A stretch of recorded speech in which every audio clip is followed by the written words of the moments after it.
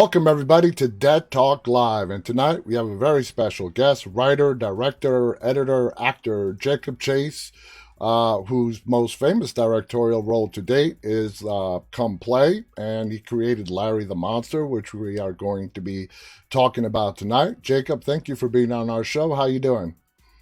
Hey, I'm good. Thanks for having me. Absolutely. It is our pleasure. And let's get right to it. Let's just get started.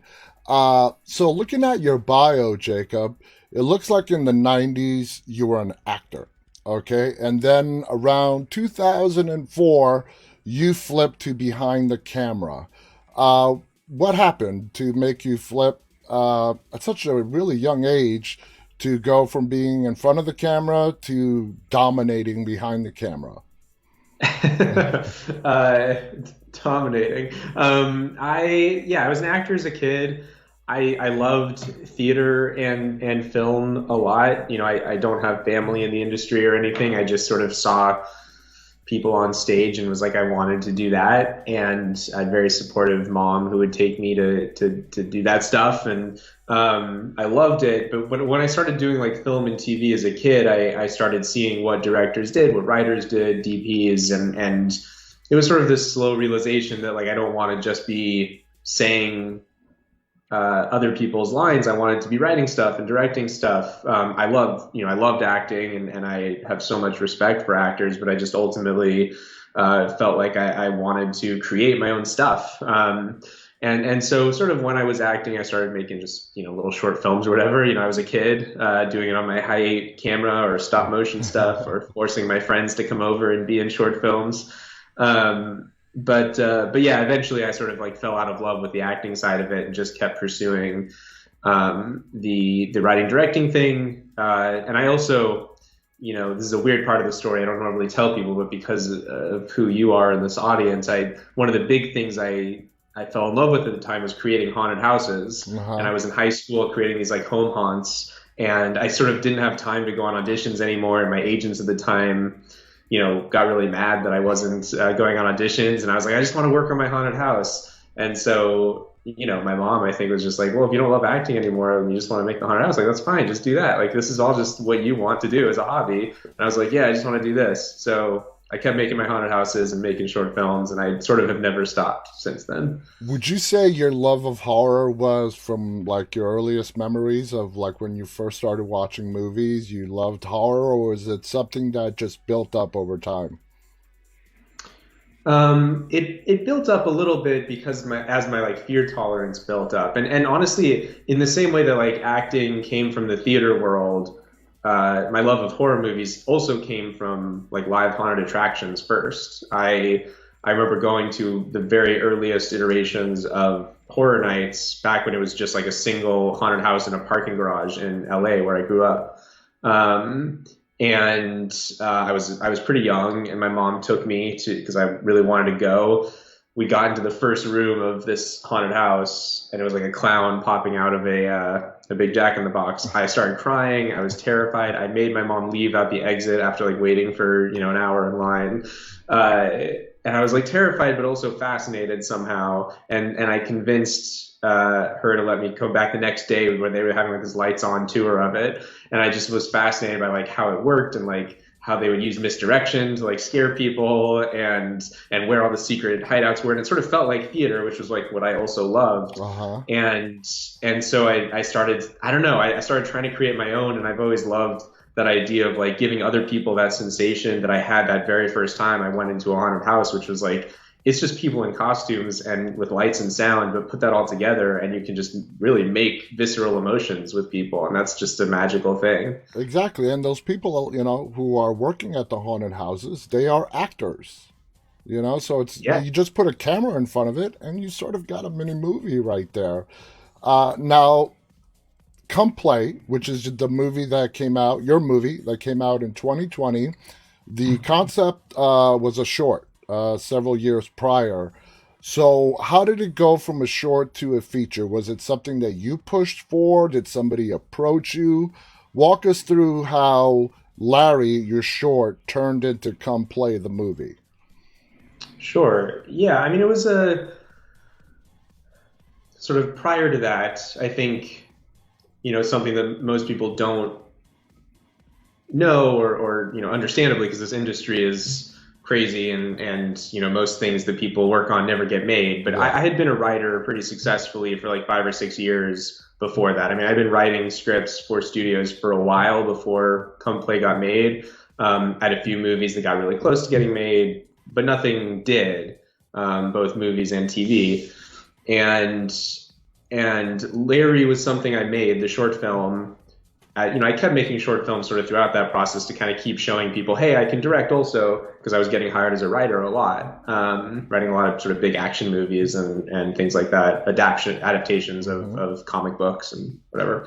Um, and so Larry was a short I made just to be like, hey, another one. This, I can keep doing this. I can do this. And that particular one being a horror short, that was the first horror short I had made. I don't know why I hadn't connected in my mind like my love of haunted houses and my love of horror movies with filmmaking yet, but I did, and I made that short, and luckily people connected with it, and it was, my agents shared it with a lot of people, and it was the first of the shorts I had made, where everyone sort of collectively at the places I met were like, hey, what's the feature version of this? And so I very quickly figured out what the feature version would be. I I'll tell a quick anecdote about that, which is I had the closest I had gotten to something getting made before that was this TV show that I created, at ABC, and it was an amazing group of people. It was John Chu directing, and it was a musical, like a horror comedy musical kind of thing. And it was like Stephen Schwartz was writing the original music. It was an incredible experience. It got very close, to getting on the air, but did not. And I was like devastated by that. And when that was happening, I was sort of simultaneously having these meetings about Come Play, but like didn't know what the movie was yet. And we got a call on a Friday from the network saying like we're not moving forward with the show. I was heartbroken and crying, and my wife said to me like, "Hey, everyone's interested in what the Larry movie would be. Why don't you figure that out?" Yeah. And so like that Friday, that same day, I wrote the treatment. I mean, a lot of it had been percolating, but I finally like put it onto paper. It was like a 5 minute treatment, or a 5 page treatment, I should say. And then I pitched that to everyone next week, all the people that were interested. And by the following week, we had sold it at Amblin in this competitive situation, which was amazing, and something you kind of read about in the trades, but like I had never been through before. And I went with Amblin because of Spielberg, and the Yeah. kind of movie I wanted to make was more in that vein of horror movie, something that's sort of whimsical, something that makes you very scared but also feel a lot, that has that sort of real human emotion that all my favorite Amblin movies have. Now, for me, Amblin, the first imagery that comes to mind is E.T. Spielberg, like you said, and it's such a name that has such a history behind it. Now, did you develop the concept of Larry all on your own? Did you have a co-writer, or was it just something that came to your mind? I did not have a co-writer. No, I don't work with partners. Sometimes I'm jealous of my friends who do have writing partners because they have someone to bounce ideas off of more. But no, I'm a solo writer. So it was just me. But I will say, like the creature design of Larry. Um, so when I made the shorts, I it was after I had I used to make this haunted house, as I said. Mm-hmm. Back in high school, I stopped for a while. Then in my 20s, I made like a much bigger scale haunt attraction with a bunch of my friends for several years. There was a much bigger thing in LA. And I used to make a bunch of monsters and stuff for that. The Larry monster from the short film is a monster I had made from one of those years at the haunted house. So it was something I had in the garage. And I was like, hey, let me come up with a story around this creature. Because like when you're making short films, you're trying to spend as little money as possible. Mm-hmm. And so I took the things I had at my disposal, and that was one of them. And so that the sort of design of Larry, has sort of been with me for many years now, since that haunted house was like 2013, I think. And then when we made the feature version, I worked with the Jim Henson Creature Shop to sort of bring the design to the next level, and everything we wanted to do with the character. Okay. Now, there is a lot of different aspects that make Come Play an amazing movie, and we're going to touch on a lot of them. What I also love about the movie is that we don't really know what Larry is. Now, I can tell you what my perception was, and you can tell me what yours is. I see Larry as a demon, okay, as sort of this demonic creature. I would love to hear your thoughts, being the creator of Larry. What is he supposed to be? Is he this extra dimensional being? Is he a demon? Is he I mean, what is he? Sure. Well, we touch on that as much as I kind of wanted to in the feature, but I will say that like as I was making it, the thing that I liked about Larry was that he was a being who didn't ask to be evil and wasn't intending to be evil. He is someone that reminded me of like Frankenstein's monster a Yeah. bit, someone that is scary looking, intimidates people, kills people, but it's always sort of to the ends of a more noble or understandable goal, right? Like a sort of lonely, misunderstood monster is something that I think I just related to. That in any iteration of this, the short or the feature, sort of Larry is haunting a someone who is lonely as well, and sort of he sees kinship in. And so I like the idea of a monster who, whatever you want to call him, this entity, he has a very relatable goal at the center of it. He is very simply like a child wants friends, or like an adult. I want friends too. Yeah. It's a relatable thing. Now, the way I came across Come Play, never heard of it before. I was just sitting down on my couch, and the content we have available to us through digital streaming today. I come across this movie called Come Play. I read the synopsis, sounds interesting. I start watching, I get hooked very quickly, and then we start to see Larry's point of view from behind the screen of the gadgets. That's a very creative concept. How did you come up with that?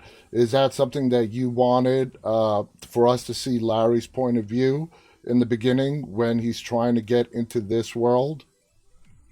Yeah, I mean that was from the very first iteration of my script for the movie.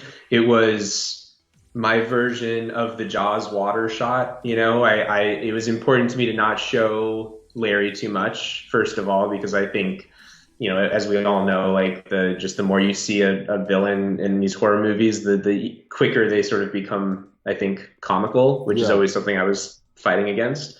And so there's that aspect of it where I wanted to like feel his presence without seeing his face.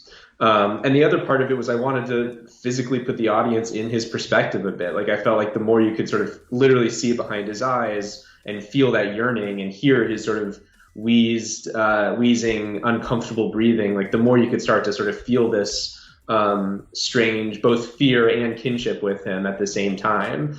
And so those POV shots, proved super helpful. And there's I shot more than actually ended up in the movie because it's always that balance of like how much do you want to like infer the character being there before it wears out its welcome. But yeah,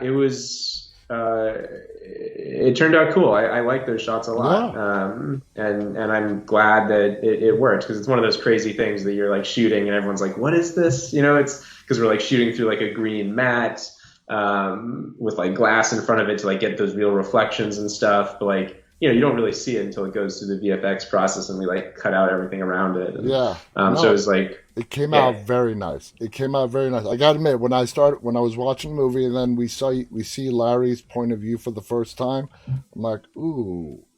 But then as it went along, it really grew on you, and you're like, wow, this is an awesome point of view that we're getting. Now, sure. the main character is the little boy Oliver, played by Ozzy Robertson. He has nonverbal autism. He carried the whole film. That boy was amazing. Uh, what kind of discussions did you have, with Ozzy in how you wanted him to portray the role? Was he very, for his age, great, learner, quick to catch on? How did that work? Yeah, I mean, gosh, I have a lot to say about that. I'll try to keep it brief. Eji, yeah, I mean, amazing young actor. First of all, like I felt very lucky to find him. He actually, so when I first wrote the movie and turned in a draft, and Steven Spielberg read it, one of the first things he shared with me was a video of Eji, because he had auditioned Eji for a previous movie that he ended up not making, but he loved his performance in this screen test he did. It was a screen test with Oscar Isaac in this really cool role. Anyway, I watched it. I was like, oh, this kid's amazing. I still saw 1,000 kids probably. At least many hundred, and it just kept coming back to Eji because he was just so in touch with his emotions and imagination, and really wise and book smart and everything. Like, just an incredible young actor. So there's that part of it. In terms of crafting that character with him, I mean, that was a huge part of the process from the beginning. My wife works with kids on the spectrum, so sort of the autistic community has been part of our life for a long time. I've gotten to know a lot of those kids and their parents and families, and a lot of where this story comes from is just my own experience and my wife's experience, and really it being important to me to create a narrative and a really, a big Hollywood horror movie that has a character who's autistic at the center of it, and not make it something where it's like about their autism. It's just part of who the character is. It's not everything. And I think that's something that some movies I've seen have struggled a little bit with, in my opinion, where it becomes like, that's the character trait. But it was important to me that Oliver is someone who is very sweet and loving and trusting and kind and has no guile and really sees the best in people, and he has so much more to him than just also having autism. So anyway, it was important for me to get that right, and I worked very closely with a bunch of advisors, both people on the spectrum and then also speech therapists and the like, as I was writing the script. And I continued that process very diligently as I was working with Eji too. I had him meet with people on the spectrum. He shadowed a couple autistic kids at some lovely schools who were very generous with their time. We worked with coaches and stuff. It was a big process, and I tried as much as I could to include the autism community in the process every step of the way. Yeah, and one of my sons is on the spectrum. He's very, functional, low end of the spectrum, but he's still on the spectrum. And you portrayed it really nicely.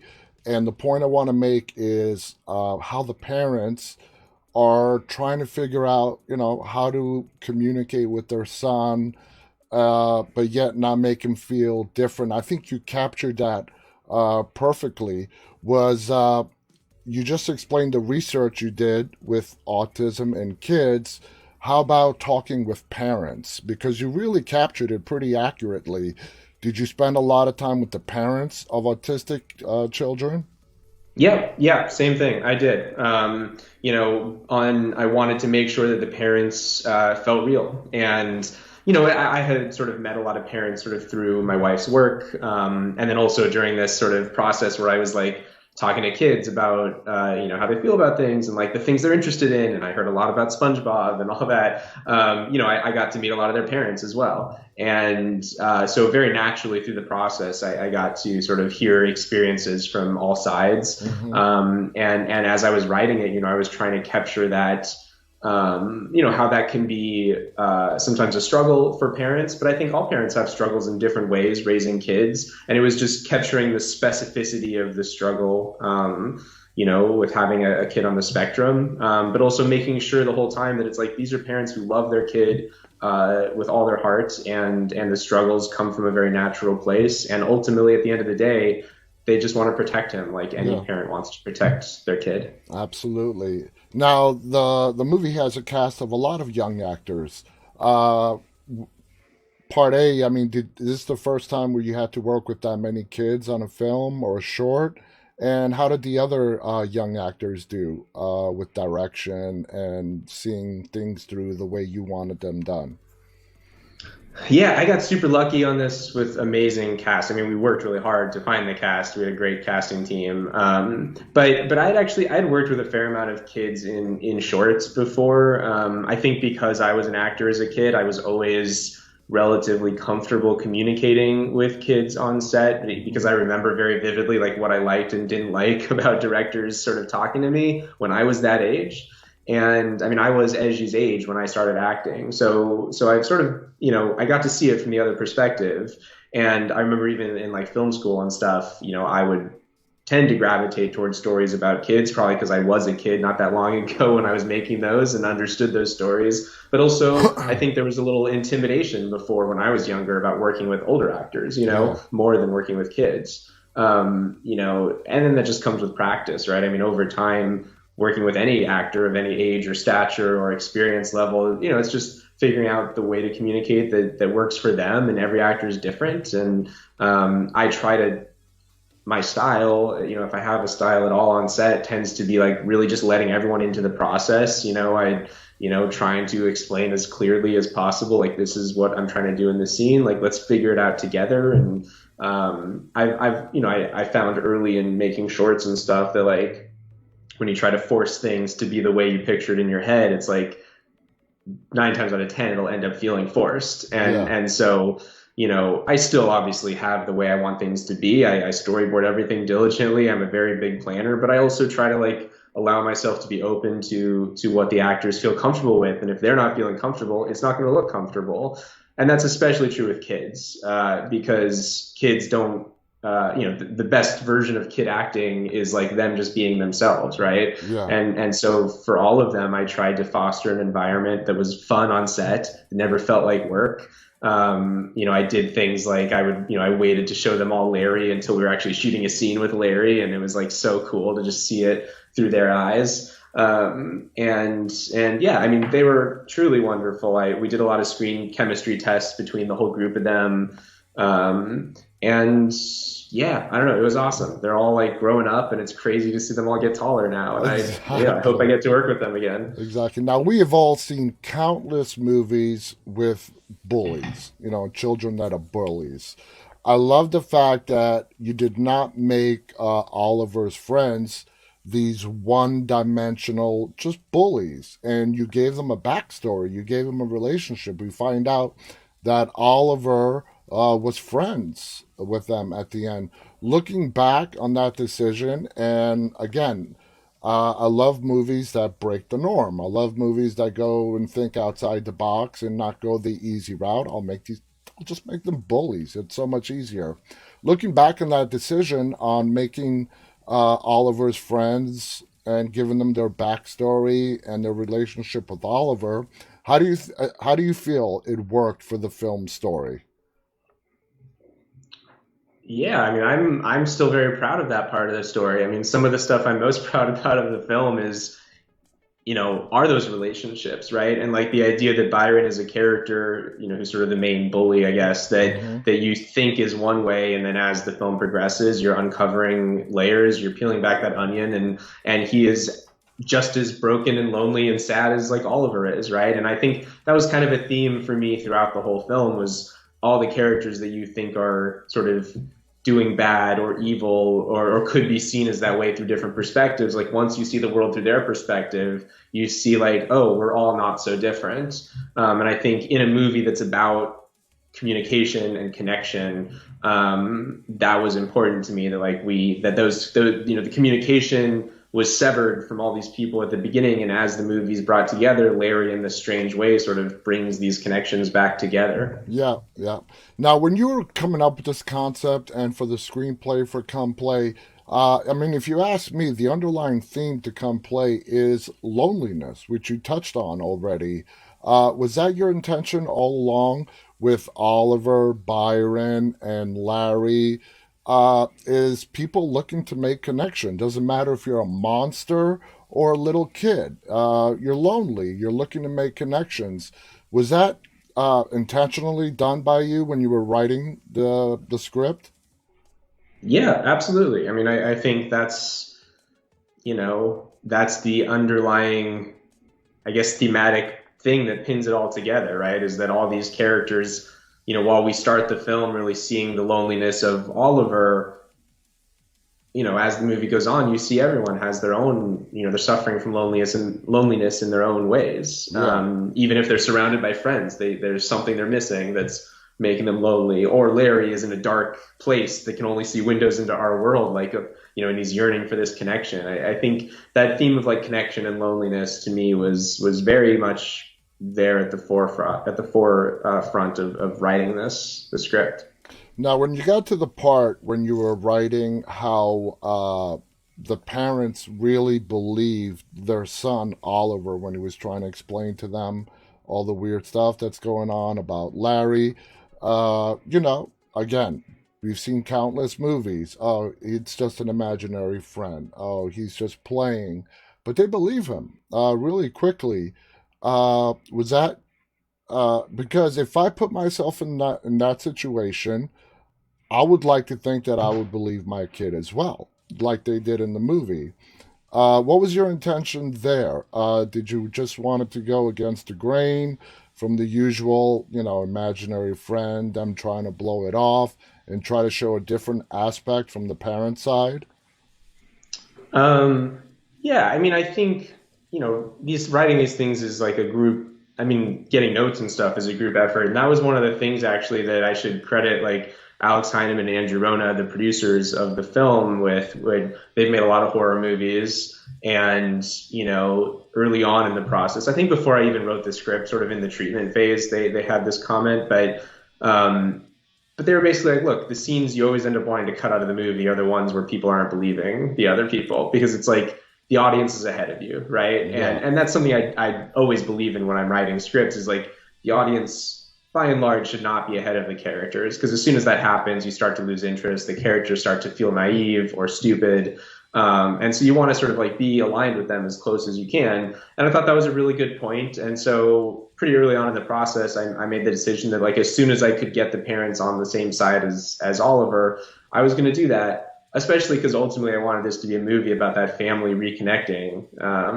And so getting to that process started sort of earlier in the script, I think helped the ending ultimately feel as powerful as I wanted it to. Yeah. Now, Come Play does not deliver cheap thrill jump scares just to get the people to jump, and there's no value behind them. There are some very subtle, terrifying scenes crafted throughout the entire movie. An example is the night of the sleepover when the kids are examining inside the living room. Uh, Correct me if I'm wrong, but right there in the corner is the shadow. There's a shadow person, which is Larry. Am I seeing things, or am I accurate in that? Yeah, no, we've Okay. got lots of subtle shadows in different places to hopefully subtly make you feel Larry's presence when you're not seeing him. Now, as a director, it's very easy to deliver the cheap thrill jump scare. I mean, it doesn't take much. To subtly craft scares into a way like I just described, how difficult is that as a director? What kind of balance do you need to find? How do you come up with it? Well, I think a couple things. One, I don't know how easy it is to create a jump scare. I think it is like, of course, like you have some silence and then like a cat jumps out and a Yeah. big boom. I guess that's easy. But like creating ones that actually terrify you, because there are several jump scares in the movie that I think are how like that I think taken out of context could be seen as like, that's a cheap jump scare.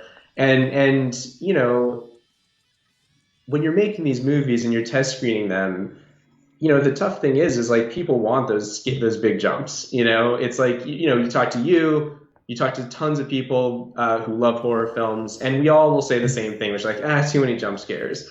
But then like those are not the people going to test screenings of Hollywood movies. Because I'm telling you, when you see a movie that has a lot of jump scares, I would bet you a lot of money that the directors were not intending those to be there. And they were created because in test screenings, you're watching the audience, and whenever they feel a little bored, or on the note cards at the end, it will always say like not enough jump scares, not enough jump scares. Like people love those. So that's maybe a side tangent.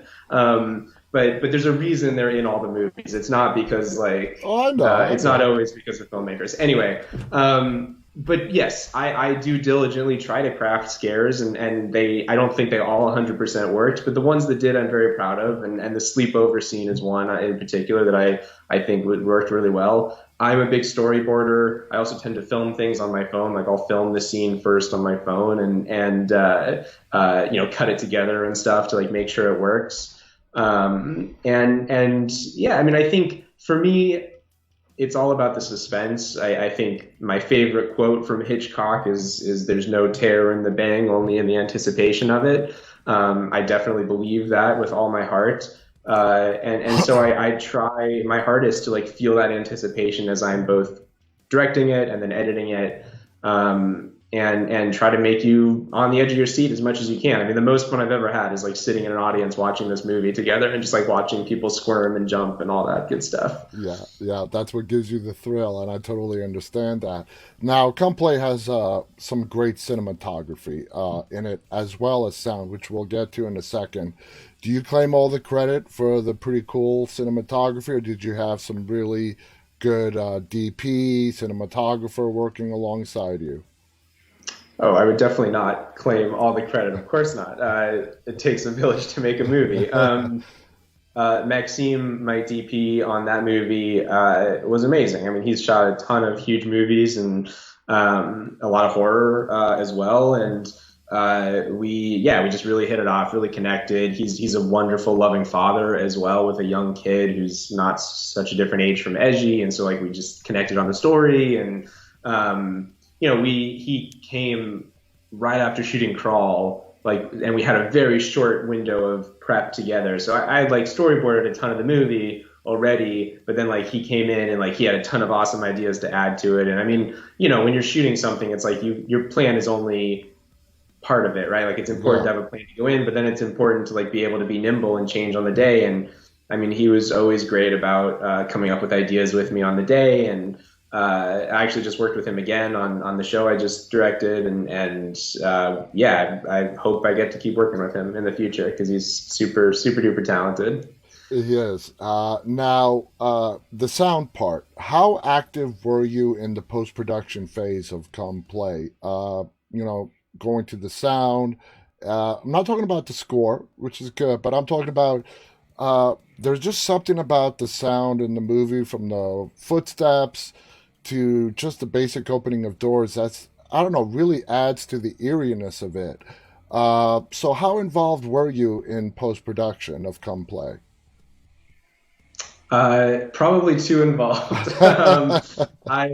Look. I am someone that will like it. I will only be done when I'm forced out of the room. So I am very uh, meticulous about every little detail as much as I'm allowed to be. And yeah, the sound was a huge part of that. But I mean, the Formosa sound group is incredible to begin with. I mean, what they would give to me was amazing to start. But specifically, I mean, creating the sound of Larry definitely took a lot of work. I had very particular vision for wanting this character who for the first two-thirds of the movie you only hear and don't see, and wanted to make sure that sound design of him was something that was, of course, creepy, but more importantly, something that felt like you could feel his pain. You could feel that sort of arthritic nature of his movements, that his bones didn't just feel like every other bone crunching we've heard before, but it had this like hollow tree quality to it, that almost like the hollowness of the bones was reminiscent of the hollowness of like his own loneliness, Yeah. which I know sounds like crazy, but like they were actually able to take that direction and make something I think that sounded quite wonderful. And then yeah, everything to the door squeaks and everything. Like of course, it's like you're going through a library of 100 door squeaks to find the one that really makes you feel that feeling you want to feel in the moment. So it was a lot of work, definitely. But I mean, I credit them entirely. All I'm doing is giving notes and like my ideas, and they're actually making it work, and they did an incredible job. Actually, you have some background in editing. I mean, as a director now, how does you've done a lot of editing. How does that help you? I'm assuming it helps you a lot when you're directing something. Yeah, it does. I think every director should be an editor at some point. I mean, and an actor, frankly, but editing especially is, I mean, it's tremendously helpful for knowing what you need to shoot on the day, for knowing what you need to cover and what you don't need to cover. And then also in post, I mean, I think it took me a bit to get used to working with an editor and me not doing it myself. I've gotten a lot better at that now, but I'm still pretty like thorough and meticulous, and I can annoy editors for sure. I try not to, and I try to work with people that I really trust. I mean, Greg Plotkin on Come Play was amazing, and definitely like has my trust fully. But yeah, I mean, same with the sound. I mean, I'm in there every day and working very closely with them. But it's uh, yeah, um, very important to sort of know how you want it to be edited. And then the editors, the great editors like Greg, will surprise you and like do stuff you never saw, or Yeah. will fix your mistakes, because of course there's tons of things in the movie that like I wish I had done differently. And then like most of the time Greg could like find another way into the scene or find a different way to cut it. Or would see dialogue in a scene and be like, you don't need to say this right now because like we already understand it. Yeah. It was a great relationship, and I hope to keep working with him too at some point. Awesome. Now, like we said, the short was called Larry, and then the movie was called Come Play. Was that always going to be the title of the movie, Come Play? Is that something you came up with, or did once you got a distributor, did they put their input into the title? How did that work out?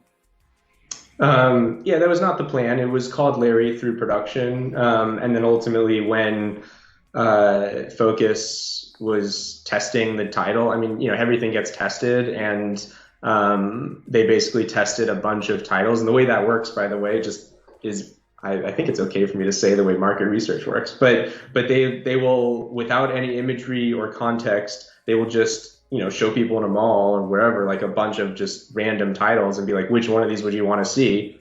Come Play was the one that most people said I would see that movie, and so that and I like the title ultimately. Oh I yeah, think it's great. it's cool for the film, but I found it fascinating behind the scenes, like seeing like, oh, it's they want someone to be able to just say the name of the movie and not know anything about it and understand basically that it's a movie they'd want to see. So I thought That that was cool. that is really, I did not know that. That is actually really really cool. It's not until the very end of the movie, like you mentioned, where we actually get to see what Larry looks like.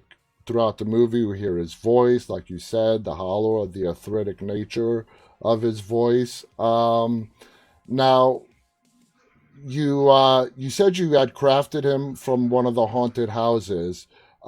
Did you copy that down to a T? Did you make a lot of adjustments from that prop version you had for the haunted houses to what we actually saw at the end of Come Play? I mean, it was a totally different like puppet. The one I used for the short film and for the haunt was like sort of half puppet, half costume, where like the top part was a man, and then the bottom part, the legs were like puppet legs, basically that would move separately. Yeah. And for the movie, it became this Bunraku style puppet, which is basically like Timon on Broadway, where it's like a puppet that's held sort of in front of the puppeteers. So it was a totally different design of like in terms of how it would work. The general silhouette of Larry stayed the same, but because I wanted to keep revealing new parts of Larry, we put a lot of detail and care into every sort of little bit of him, the way the spine of his back would be shaped, how his toes would be crunched and curled. So it was a mix of myself doing concept imagery and then working with Aaron Sims, who's a concept artist, and then also, of course, working very closely with the Jim Henson Creature Shop. And they first made a big version of him with just like pool noodles and some like little foam pieces, which is very funny to look at the behind the scenes of that. And then eventually, we started making it more and more real and sculpting the monster. Yeah.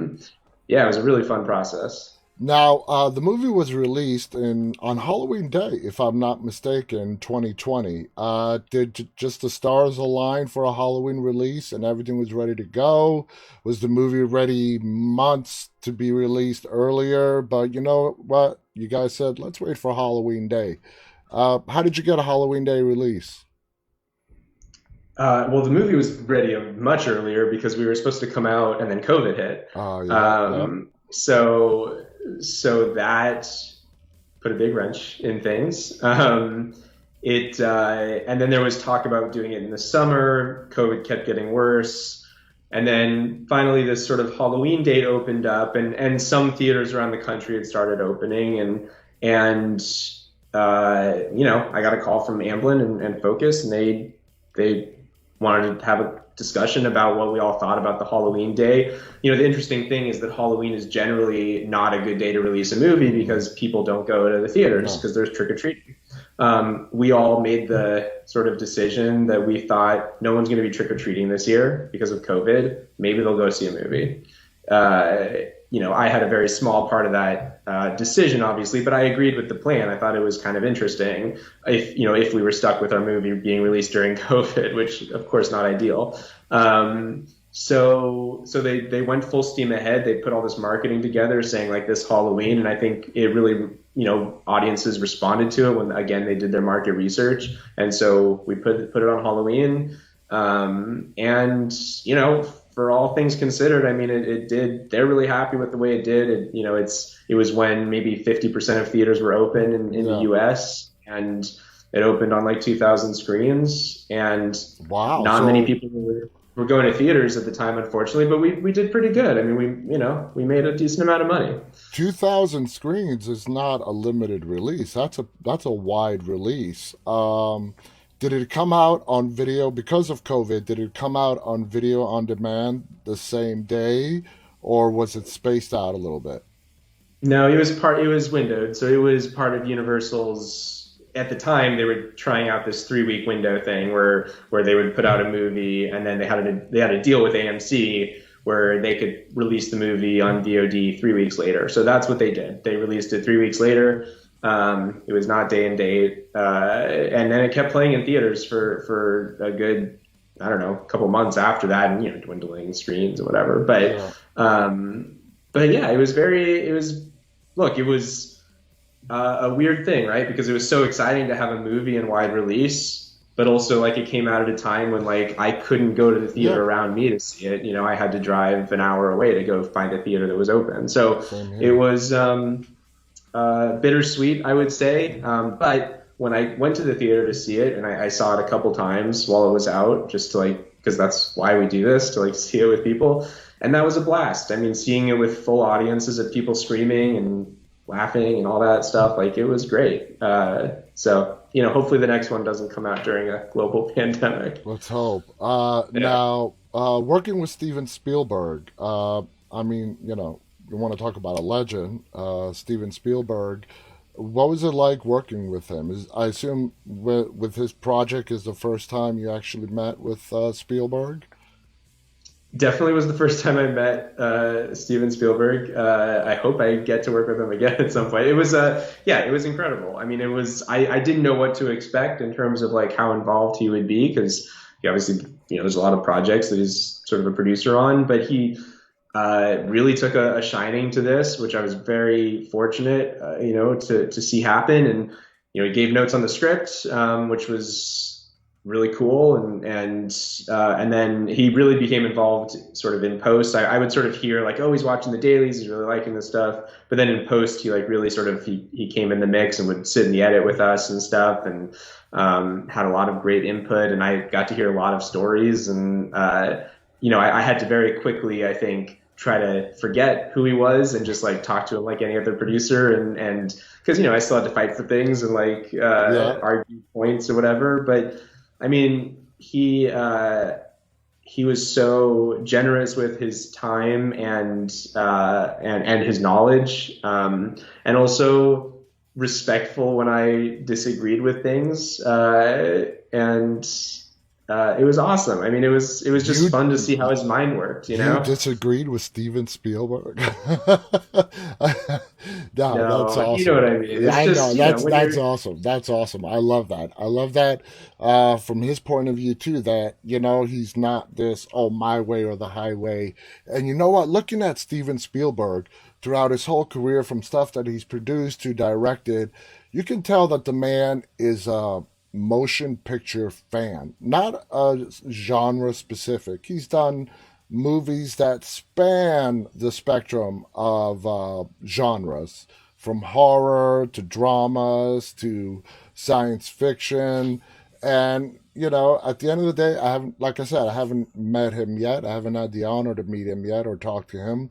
But would you say that he's just a fan of filmmaking? He's just a fan. He's a lover of films. Oh, of course.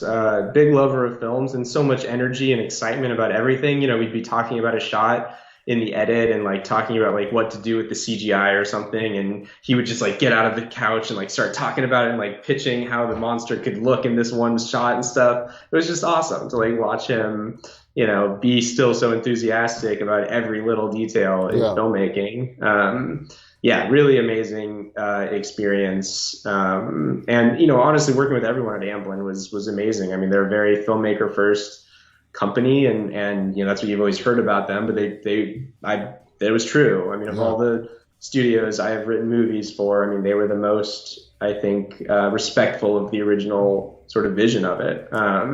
That's So it was great. I hope I get to make another movie for them soon. that's awesome. Now, are you satisfied with this being the end of Larry, or do you feel you can take Larry in a lot of new, different directions? Like a sequel or something, you mean? Yeah, that's my um, that's my indirect way of asking that, I yeah, guess. yeah, I mean, look, I think the reality is it came out during a pandemic and was not seen as much as we all wish it was. And so I think in all likelihood, I don't think it had the like giant success you kind of need to garner a sequel.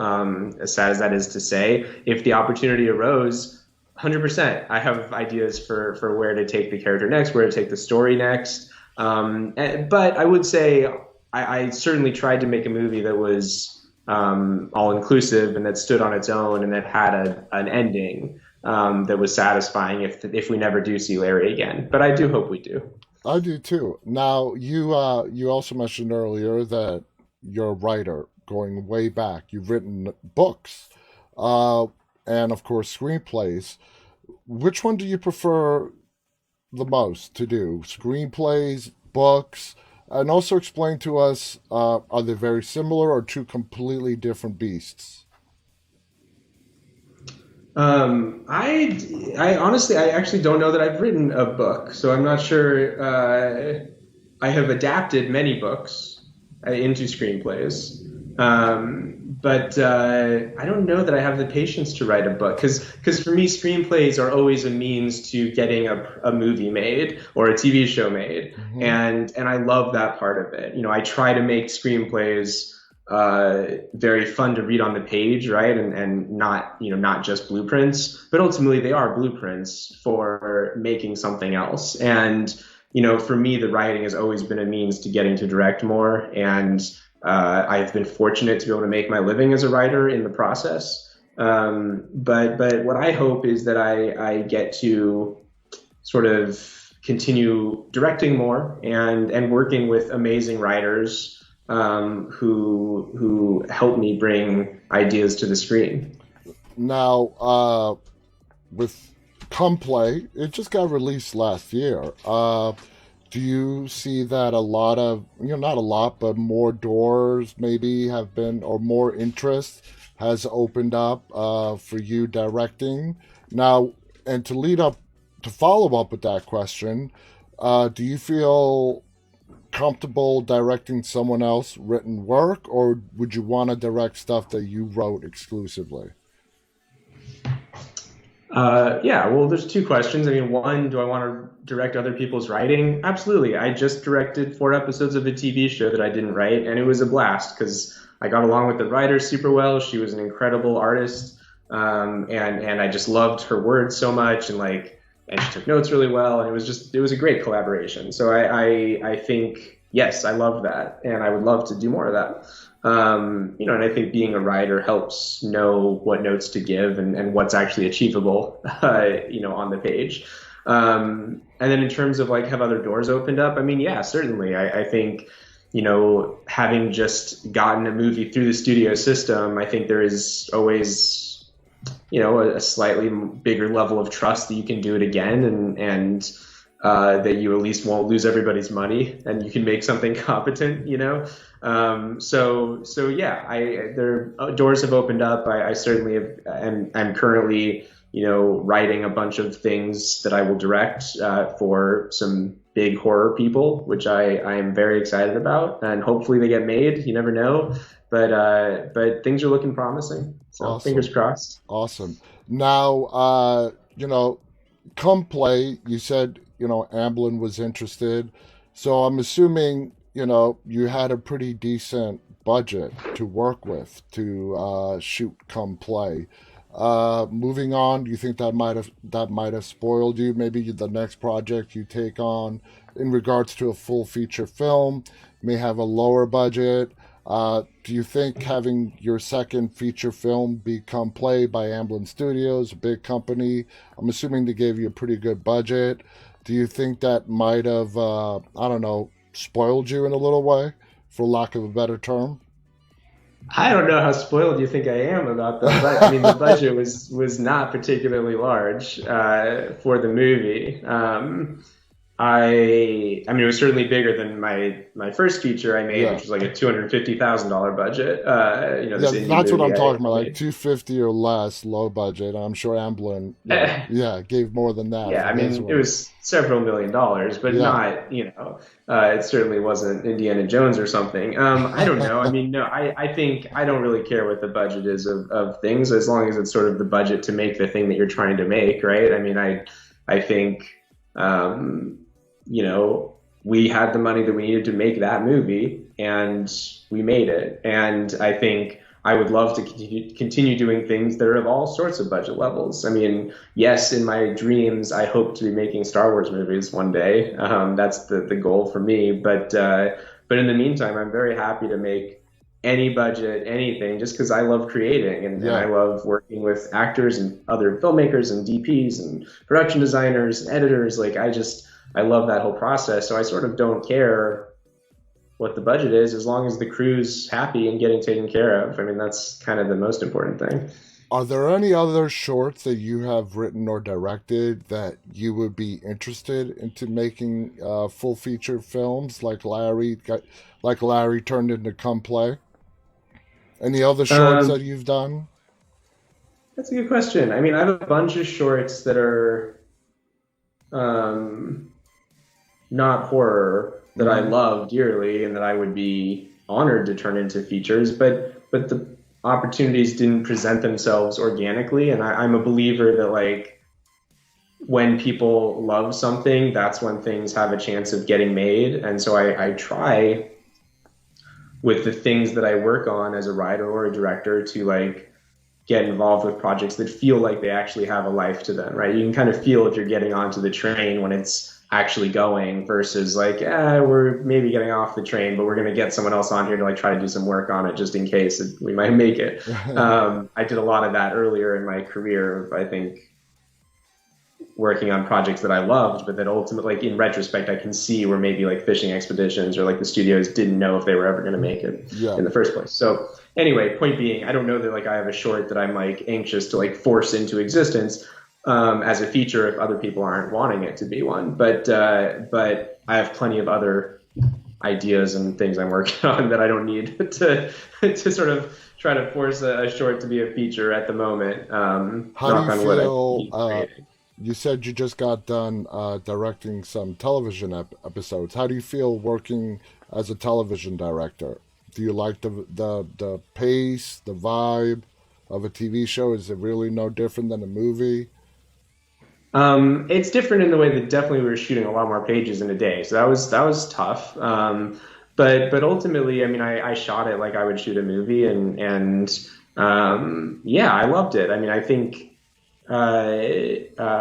it's all kind of the same thing, right? It's just going to be not seen on a big screen, maybe, it's working with great actors and everyone else. Like, I don't know, I had a great time. So I would love to do more of that, and I feel lucky to have gotten to do those episodes. It's a really cool like new monster show that's hopefully people really like. Can you tell us about it?